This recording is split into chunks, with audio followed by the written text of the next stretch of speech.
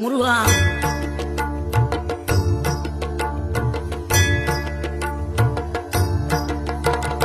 ஆறுபடை வீடும் அருள் வழங்கும் முருகா அருகே நீ ஓடோடிவா.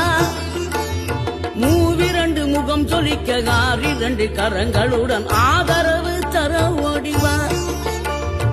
ஆறுபடை வீடும் அருள் வழங்கும் முருகா அருகே நீ ஓடோடிவா.